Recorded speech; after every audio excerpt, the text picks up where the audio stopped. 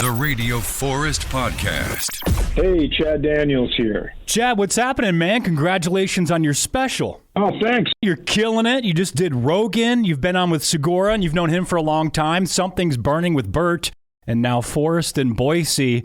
You're downhill now, man. I don't think so. I think the sky's the limit for us. Let's do it. Yeah. Hey, congratulations on the Netflix special once again. I feel like some comedians are, I've decided to do my special just to YouTube, and I feel like that's a safe way of saying nobody picked it up because Netflix is the peak. How did that conversation work, and how do they decide which comedians to use? I mean, surely there's a lot of things at play there. Yeah, I guess I don't know how they decide which comedians to use, but for me, in December of 22, I did 2 specials in one night in Madison, Wisconsin. And they bought the second one of those specials. Before they released it, I said, hey, I kind of have this idea about this new area of my life where my daughter's gone to school, my son's getting married, I'm starting a relationship. Let me tighten that hour up and see if you guys will put that out instead. And then they took a look at it and decided that they would. That's the one they went with. And I'm kind of excited about that because it is, the best representation of my life right now. Empty Nester is on Netflix. I got a question about it.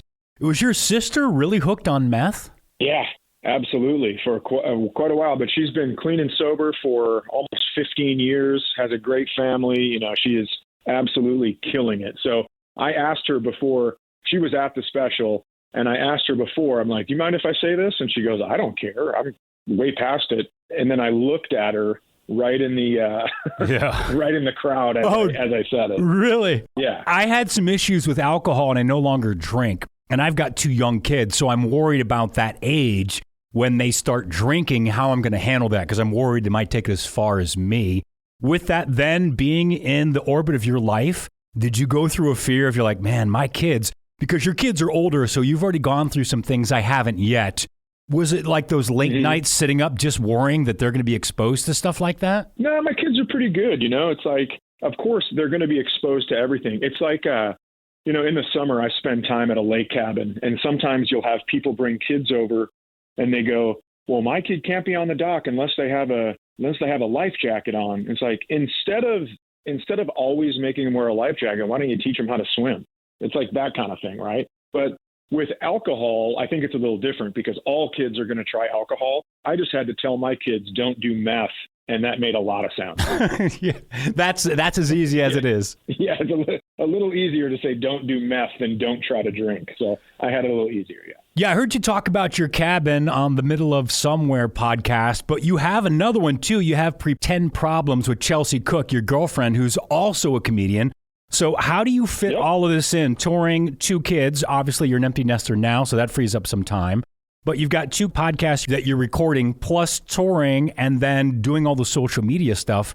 Is it busier than you've ever been? Yeah, it is. It is because, with social media, you have to stay on top of it or you fall out of the almighty algorithm. Oh, that word makes my eye twitch. But it's actually fun doing the podcast because I've been friends with Cy Amundsen, who I do Middle of Somewhere with forever. And we just kind of use it as a catch-up session. And then with Kelsey, I live with her. So we just go into the office and record the podcast there. So it's not as bad as it sounds. It seems like I'm busier than I am, I think. And how did Rogan go? I mean, I've seen the episode, but I'm kind of interested on behind-the-scenes stuff that we don't hear. You did a long one, over 2 hours. What time do you get there? What's his setup like there? Because we know he's got, obviously a huge garage and a workout center. So do you do a full tour? Are you hanging out a lot before you go on air? Or you kind of walk in and he starts recording? No, I walked in and we just chit-chatted and kind of, caught up about life for a little bit and then sat down and chatted. And then you head back, and then that night you go into Comedy Mothership, which is the club that he brought down to Austin, and do some sets down there. And it's just it's a fun hang. It's a fun situation. We were talking about like photons and all sorts of stuff on his podcast. And I don't know anything about photons. So I just sat. I was a very good listener. How was the club? That's a pretty new club. I think maybe just a year old. It's got 2 different rooms. And I've heard that the shows are sold out in advance regardless of who's there because big names are popping in all the time. So how was your experience with performing at the Mothership in Texas? Yeah, I had a full weekend in the middle of May, and it was really fun. Like, people go there They're like, we're going on vacation. Let's go to Austin. Let's see Austin, Texas, but let's make sure we go to Comedy Mothership. So, and it's based off of the Comedy Store in Los Angeles.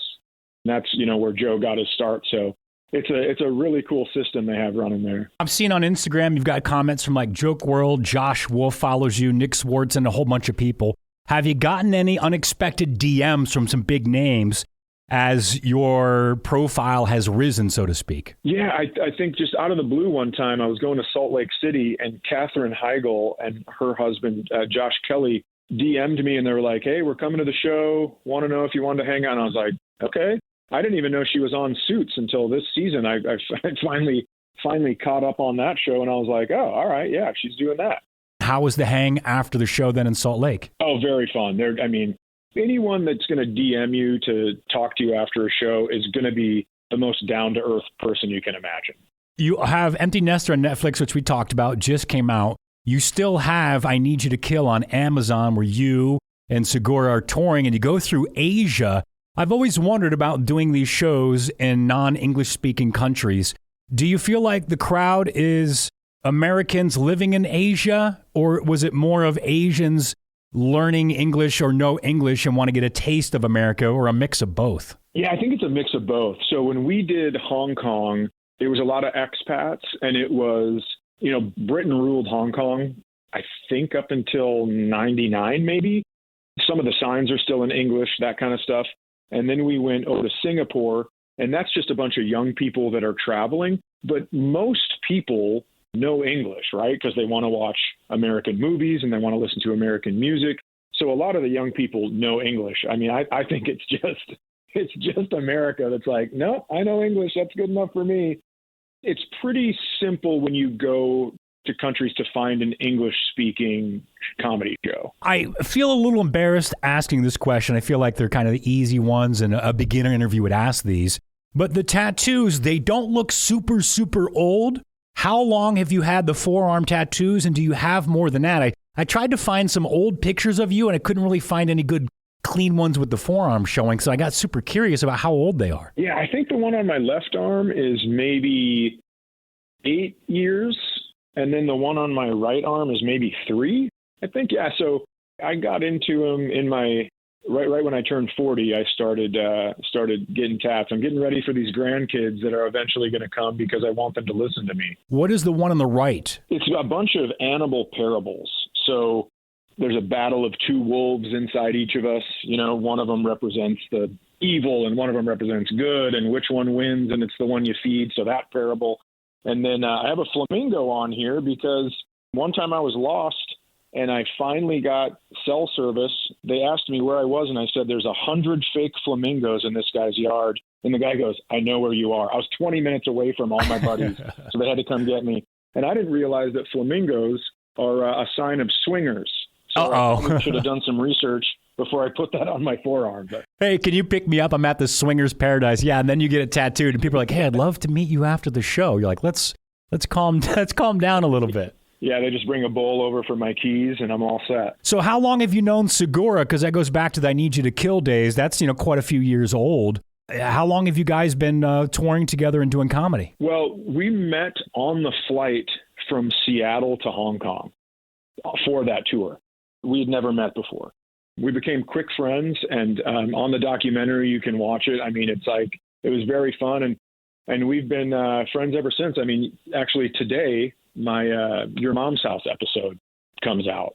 When I was down there doing Rogan, I popped into their studios and hung out for a little bit too. How many of those have you done? Because you've been on quite a few of them. Yeah, Your Mom's House, maybe this is my 5th one, I think. Do you feel a huge pop social media-wise when you do something like Rogan or Your Mom's House? Is it noticeable right away? Yeah, you can definitely tell that these guys have humongous followings, and that, anybody that likes you from being on there will just come over and start following you too. So it's definitely worth it. Well, that's I Need You to Kill on Amazon, Empty Nester on Netflix right now.